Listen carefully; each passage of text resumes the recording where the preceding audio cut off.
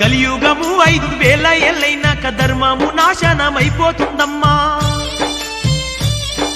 సల్ల కంటే గూడ కల్లు గొప్పదంటూ తాగేటి జనులే పెరిగిపోతారమ్మా.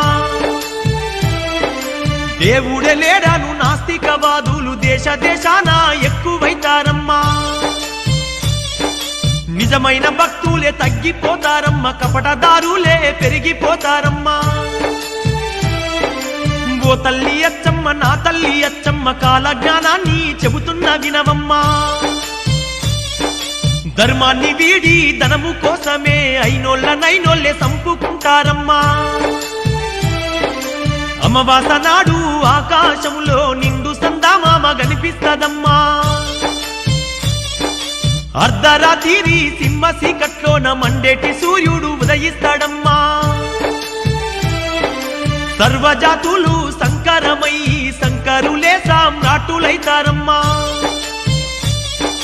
మునుముందు జరిగే వింతల్లి గనవమ్మ నేను చెప్పేవన్నీ జరిగి తీరుతాయమ్మా. వావి వరసలు మచ్చు కన్నా లేక మానవత్వమే చచ్చిపోతుందమ్మా.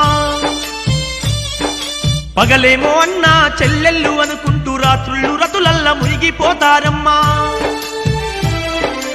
అతి తిండి అతి నిద్ర వల్ల ఈ జనులు విపరీత వ్యాధులతో బాధపడతారమ్మా. స్థిర నివాసము అన్నది లేక ప్రజలు రోజు సంచరిస్తుంటారమ్మా. ఓ తల్లి అచ్చమ్మ నా తల్లి అచ్చమ్మ కాల జ్ఞానాన్ని చెబుతున్న వినవమ్మా. ఆకాశంలా 3 సుక్కలు పుట్టి పిడుగులు బడి జనులు చస్తారమ్మా. పట్టపగలు సుక్కలాను చూసి లెక్కలేని జనులు రాలిపోతారమ్మా. ఇనుప స్తంభాలు చిగురిస్తాయమ్మా, రెమ్మలు సాగి పూలు పూస్తాయమ్మా. అడవి జంతువులు నగరాలపై బాడి నరుల నెత్తూరును తాగి వేస్తాయమ్మా. ఓ తల్లి అచ్చమ్మ నా తల్లి అచ్చమ్మ కాల జ్ఞానాన్ని చెబుతున్న వినవమ్మా. ఏనుగేమో పంది పిల్లల్ని గంటే పందులు కోతుల్ని గంటాయమ్మా. రెక్కలొచ్చిన కోడి పిల్లలు మనిషి భాషలో మాట్లాడుతాయమ్మా.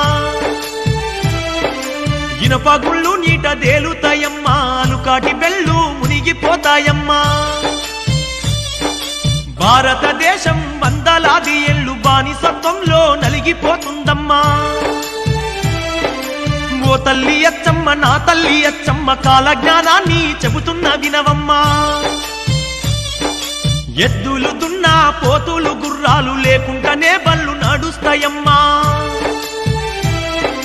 నీళ్ళలోన ఉన్న శక్తితో దీపాలు వెలిగే దినములొస్తాయమ్మా.